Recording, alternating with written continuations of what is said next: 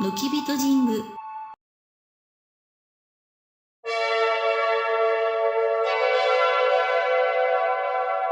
Good character design is difficult, like really difficult. And when we're talking about long-standing franchise works and characters who have to be recognizable through multiple changes in art style and creative teams, that's when it gets really tough.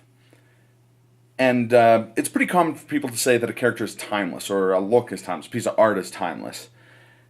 And part of that comes from really good character design and making really good character design work. And there are rules. There are tricks. There are kind of guidelines you can use, but they don't guarantee success. And beyond that, you can break some of the rules and still make great characters. In fact, that's what I want to talk about today. Recently, I saw that trailer for Legend of Zelda Breath of the Wild, the one that was at the Switch event in January of 2017. And I saw it, and immediately I thought, I love these character designs. These are incredible. But then I was kind of blown away when I started thinking about it, and I thought, they break a lot of fundamental rules, but they still work. And I wanted to get into that. I wanted to talk about what rules they broke, why they broke them, how they broke them, and how it works. So first off, let's put out some ground rules for good character design or lasting character design, however you want to put it. Iconic is a term a lot of people use. That can be troublesome because it has like 900 different meanings, but let's stick to kind of good or lasting character design as our terms we'll use. So one of the key ones is silhouette. Now, silhouette is a seemingly kind of innocuous detail, but it's actually super important. You see, a character with a good, easy-to-identify silhouette is going to be easier to see from a distance or when they're backlit, low lighting, black and white. A lot of situations, it's very easy to see. And also because people's eyes recognize patterns really quickly, and they see things that aren't there, and one of the things people are just programmed to recognize on sight is human-shaped things. So, like, especially when we're talking about human characters, a silhouette's crazy important, because if we can tell who a character is from a silhouette, that's good. It makes it easier for the people watching it, your audience, to be like, that's that character. I know that character. I get it. Boom. Moving on.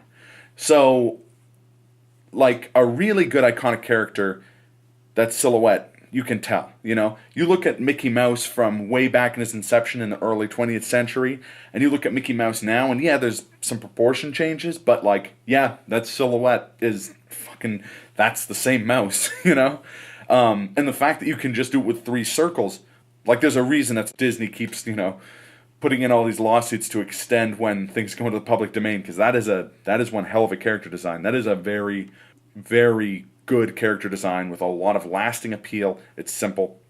Great. So moving on, where do you have a bad example of that? Look at Starscream. Starscream's a Transformer with a very kind of clear, present look. And you look at Starscream throughout various media, and he's not the most visually distinct Transformer, but he's got a distinct appearance. And that doesn't really come through when you look at like the most recent Transformers media. If you look at like Starscream in the Bayformers movies, he's a lot busier. The silhouette becomes harder to make out. It kind of just looks like all of the Bayformers Transformers.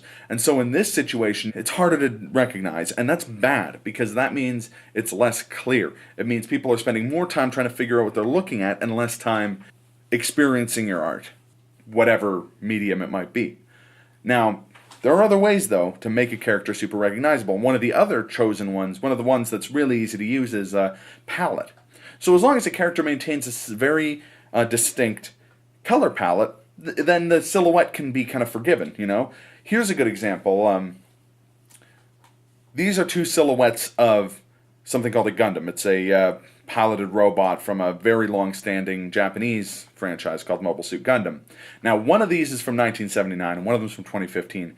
And yeah, if you look at the silhouette, it can be pretty tricky to be like, well, there's a lot of differences. There's some similarities, you've got some details that are the same, but for the most part, it can be pretty tough to identify those as the same character. Now we see them in color. There are still a lot of differences, but it is a lot easier to recognize that this is kind of a lineage now.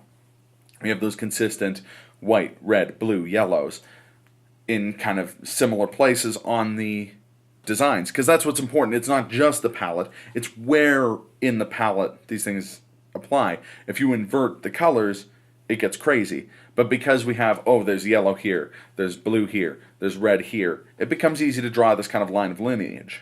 Now, those are two really important ones. They're not all encompassing, you know, but they are two really important ones, and they're two that are completely broken by Breath of the Wild.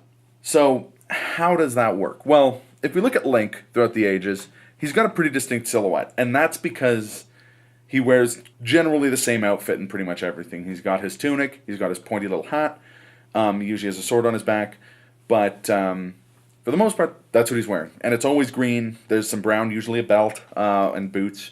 Maybe there's some white or some silver. White, I think more commonly, usually has kind of, he's got pale skin and blonde or light brown hair. Now, Zelda, she's always got these big flowing dresses. Sometimes she's in disguise, but the point of that is that they're breaking the conventions there. But typically when she's acting like a princess, she's got her big flowing dresses, usually like long gloves or shoulder pads of some sort, or a crown. Ornate hair is a big thing. And she's always wearing pink, gold, and white, pretty much. With a couple really minor exceptions, that's what she wears.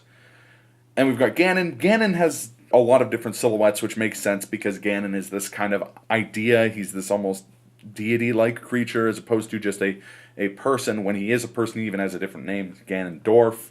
But what is consistent is his coloring. He's almost always black, green, red, sometimes a little bit of purple or dark blue, but usually black, green, and red are the big ones. So then we look at the Breath of the Wild designs, and in part, we know who these characters are just from context. You know, we see Breath of the Wild gameplay with this kind of new Link front and center, and we're like, okay, that's Link. And we know that when we see like a cloud of things destroying everything, we know that's a villain. We know the villain is Ganon. Fill in the blanks. Easy. We see kind of important woman centrally featured. There's a good chance it's going to be Princess Zelda. As long as she looks even passingly like Princess Zelda, we can fill those things out really easily. But I think that the designs don't make you, which is weird because, as I said before, they do break from him. And you may have noticed that just from having the pictures up here. Yes, Link's lacking his hat. He's not really wearing a tunic. I don't know what you'd call the kind of garb he is wearing.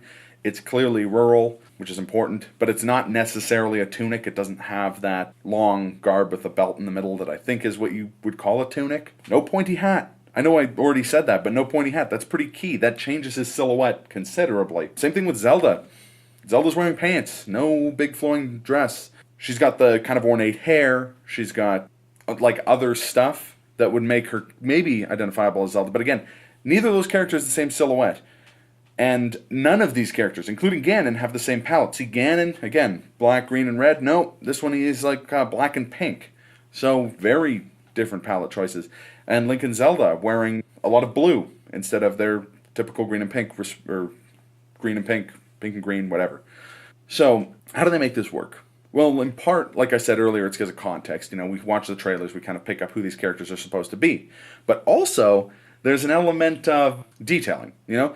Accessories, little things, can make a character way more identifiable or evocative, even if we don't have the full story, or especially if we don't have the full story. We see a character with scars, we can tell there's a reason they have those scars. We can maybe infer that that person is older, they're more experienced, maybe they're a warrior of some sort. We don't see scars on a character design and think, oh, this guy fell in a rototiller. No, we're immediately thinking of kind of fictional scenarios that could result in this character being who they are. We examine things. We're thinking a lot faster and about a lot more things than people give us credit for.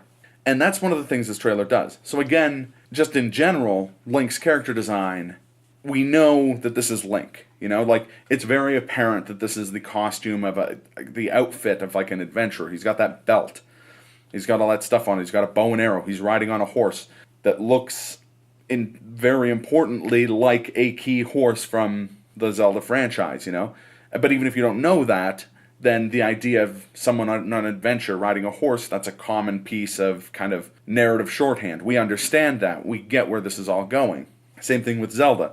Zelda's got these ornate clothes. She's got gold trim on everything she's wearing. She's got kind of silky, pleated blouse, I guess.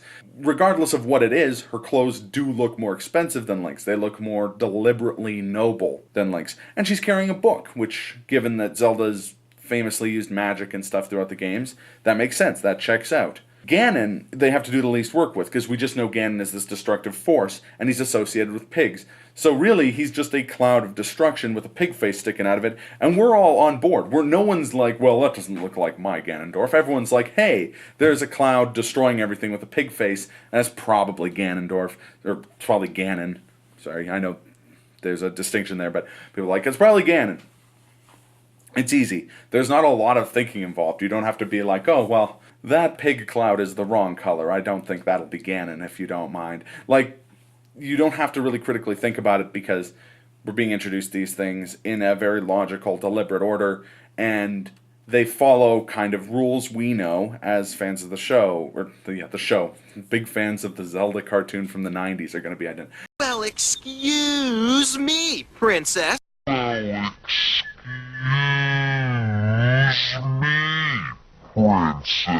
No, as fans of the games primarily, or even people who know these characters from stuff like Smash Brothers, or just artwork, or watching stuff on YouTube and Let's Plays and all that. It's careful, it's deliberate, it's elegant, and it's not condescending. And that's not to say that these characters won't become more in line with their previous appearances.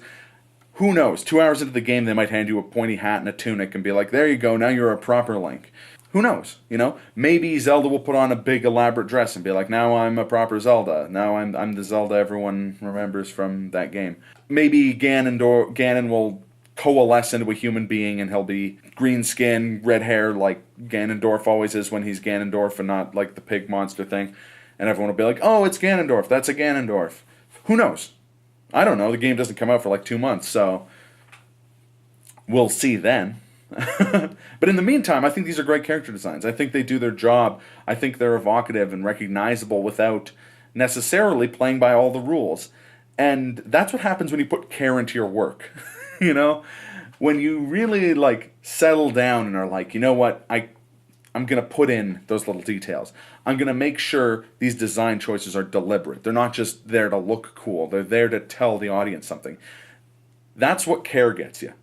It gets you identifiability. It gets you iconic looks, you know? And that's the other thing, too, is that's where this gets really crazy, is that from now on, when people see Link in blue, they're going to think Breath of the Wild. When people see Zelda in blue, they're going to think, oh, Breath of the Wild. And they see black and pink again, and they're going to be like, oh, it's a Breath of the Wild thing, you know? By breaking out of their shell, they're really creating a new kind of iconography. And that's not to say that every Link from now on is going to lose the hat and wear blue. Who knows? I doubt that would ever happen. These are key parts of a character that is a valuable piece of intellectual property. But what it does mean is that in this case, they stepped outside of their comfort zone, they took a lot of care, and they made something that works. And hey, that's pretty awesome. So what do you guys think about Breath of the Wild? Let me know in the comments below. But let's keep it smart. And I'm not trying to be condescending there, but I'm saying, like, if you want to play Breath of the Wild, give me a good reason why. If you don't want to play Breath of the Wild, give me a good reason why. I want to know what people think about this game, what people think about the character designs in this game. I want to know what character designs you guys love, and which ones you think have that timeless quality, or which ones break the rules. On top of that, you know, the usual. Like, comment, subscribe, everything helps. I'll see you in the next one.